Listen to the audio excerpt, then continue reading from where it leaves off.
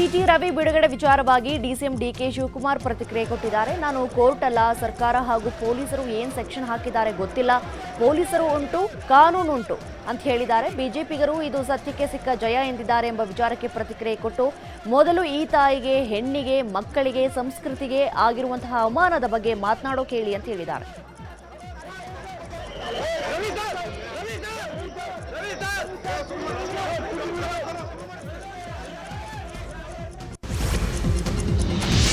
ಬೆಳಗಾವಿಯಲ್ಲಿ ಸಚಿವೆ ಲಕ್ಷ್ಮೀ ಹೆಬ್ಬಾಳ್ಕರ್ ಕಣ್ಣೀರಿಟ್ಟಿದ್ದಾರೆ. ತಮ್ಮ ನಿವಾಸದಲ್ಲಿ ಸುದ್ದಿಗೋಷ್ಠಿ ನಡೆಸಿದ ಲಕ್ಷ್ಮೀ ಹೆಬ್ಬಾಳ್ಕರ್ ಧರಣಿಯ ಸಮಯದಲ್ಲಿ ಅವರು ಅವಾಚ್ಯ ಶಬ್ದ ಬಳಕೆ ಮಾಡಿದ್ರು. ಸದನದಲ್ಲೇ ಈ ರೀತಿ ಮಾತನಾಡಿದಕ್ಕೆ ನೋವಾಗಿದೆ. ನಾನು ಈವರೆಗೆ ಯಾರಿಗೂ ಕಾಟ ಕೊಟ್ಟವಳಲ್ಲ. ನಾನೊಬ್ಬ ತಾಯಿ, ನನಗೆ ಅವಮಾನವಾಗಿದೆ. ಯಾರಿಗೂ ಈ ರೀತಿಯ ಪದ ಬಳಕೆ ಮಾಡಬಾರದು ಅಂತ ಕಣ್ಣೀರಾಕಿದ್ದಾರೆ. ರಾಜ್ಯ ಸರ್ಕಾರ ದ್ವೇಷ ರಾಜಕಾರಣ ಮಾಡುತ್ತಿದೆ ಅಂತ ಮಾಜಿ ಸಿಎಂ ಜಗದೀಶ್ ಶೆಟ್ಟರ್ ಆರೋಪವನ್ನು ಮಾಡಿದ್ದಾರೆ. ಹುಬ್ಬಳ್ಳಿಯಲ್ಲಿ ಮಾತನಾಡಿದ ಶೆಟ್ಟರ್, ಕಾಂಗ್ರೆಸ್ ಸರ್ಕಾರ ಬಿಜೆಪಿ ನಾಯಕರನ್ನ ಟಾರ್ಗೆಟ್ ಮಾಡಿದೆ. ದ್ವೇಷ ರಾಜಕಾರಣಕ್ಕೆ ಸಿಟಿ ರವಿ ಪ್ರಕರಣ ಸಾಕ್ಷಿ. ಸರ್ಕಾರ ಅಧಿಕಾರ ದುರ್ಬಳಕೆ ಮಾಡಿಕೊಳ್ತಾ ಇದೆ. ಸಿದ್ದರಾಮಯ್ಯ ಮತ್ತು ಡಿಕೆಶಿಗೆ ಅಹಂಕಾರ ಬಂದಿದೆ ಅಂತ ವಾಗ್ದಾಳಿ ಮಾಡಿದ್ದಾರೆ. ಬಿಜೆಪಿ ಯುವ ಮೋರ್ಚಾ ಸದಸ್ಯ ಪ್ರವೀಣ್ ನೆಟ್ಟಾರು ಹತ್ಯೆ ಪ್ರಕರಣದ ಪ್ರಮುಖ ಆರೋಪಿಯನ್ನು ಅರೆಸ್ಟ್ ಮಾಡಲಾಗಿದೆ.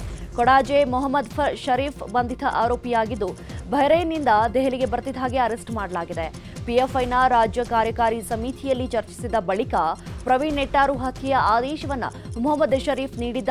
ಮೊಹಮ್ಮದ್ ಸೂಚನೆಯ ಮೇರೆಗೆ ಆರೋಪಿ ಮುಸ್ತಾಫಾ ಪೈಚಾರ್ ಮತ್ತು ಆತನ ತಂಡ ಪ್ರವೀಣ್ ನೆಟ್ಟಾರು ಅವರನ್ನ ಬರ್ಬರವಾಗಿ ಹತ್ಯೆಗೈದಿತ್ತು.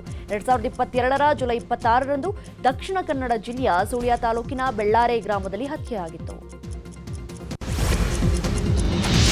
ಮಂಡ್ಯದಲ್ಲಿ 87ನೇ ಅಖಿಲ ಭಾರತ ಕನ್ನಡ ಸಾಹಿತ್ಯ ಸಮ್ಮೇಳನ ಅದ್ದೂರಿಯಾಗಿ ನಡೀತಾ ಇದೆ. ಈ ಹಿನ್ನೆಲೆ ಕಾರ್ಯಕ್ರಮಕ್ಕೆ ಸಿಎಂ ಸಿದ್ದರಾಮಯ್ಯನವರು ಆಗಮಿಸಿ ಉದ್ಘಾಟನೆಯನ್ನ ಮಾಡಿದ್ದಾರೆ. ಈ ವೇಳೆ ವೇದಿಕೆಯಲ್ಲಿ ಆದಿಚುಂಚನಗಿರಿಯ ನಿರ್ಮಲಾನಂದ ಶ್ರೀಗಳು, ಸಚಿವ ಚೆಲುವರಾಯಸ್ವಾಮಿ, ಎಚ್ಸಿ ಮಹದೇವಪ್ಪ, ಶಿವರಾಜ್ ತಂಗಡಗಿ ಸೇರಿ ಹಲವರು ಉಪಸ್ಥಿತರಿದ್ದರು. ಈ ವೇಳೆ ಕಾರ್ಯಕ್ರಮವನ್ನು ಉದ್ದೇಶಿಸಿ ಮಾತನಾಡಿದ ಸಿಎಂ ಸಿದ್ದರಾಮಯ್ಯ ಕನ್ನಡ ಅಸ್ಮಿತೆ ಕುರಿತು ಭಾಷಣ ಮಾಡಿದ್ದಾರೆ.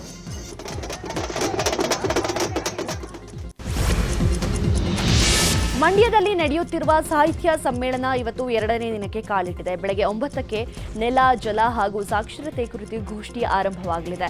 ಸಂಜೆ 5 ಗಂಟೆಯವರೆಗೂ ಸುಮಾರು 7 ಗೋಷ್ಠಿಗಳು ನಡೆಯಲಿವೆ.